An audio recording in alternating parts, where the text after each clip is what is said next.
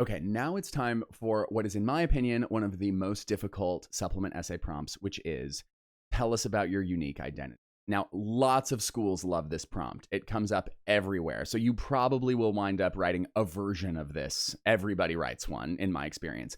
Usually about 250 to 350 words. Sometimes it's longer, usually not. So you got to be really concise. And this topic can be super challenging for some people and relatively easy for others. So I have a lot of students who are multicultural, and that makes it super easy for them because they can just easily talk about what it's like to come from a couple different cultures.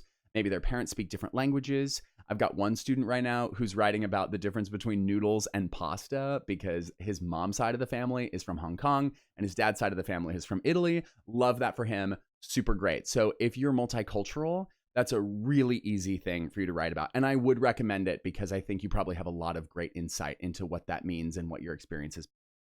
The other type of folks who find this a little bit easier sometimes are people in the LGBTQIA plus community. So if that's you, you can totally write about that. That's super great. You can write about what your identity is like, how you're identifying now, like all of these things if you're comfortable. You do not have to write about that. You are not required to write about that. Absolutely not if you don't want to. But if you want to, it can be a really, really, really great supplement essay like topic for you. Love that. Go for it. However, if you're not part of one of those two communities, if you don't have that, let's say you're just like, forgive me for this, like a regular white person in America, like this can be a really challenging question.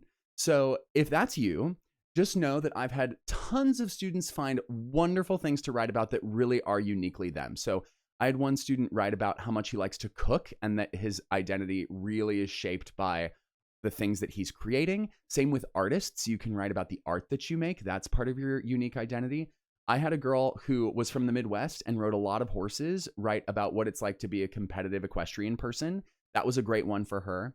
And so if you're really struggling with this, just look for something about you that is really important to you. So maybe it's really important to you that you're a brother or a sister. Maybe you have a great relationship with an aunt or uncle. Maybe you are part of a faith community that really means something to you. That's great. Maybe you're a Boy Scout or a Girl Scout or doing any number of extracurricular activities or any type of community service. Those are all great things to write about. So don't get discouraged if you're like, my unique identity, like, what does that mean?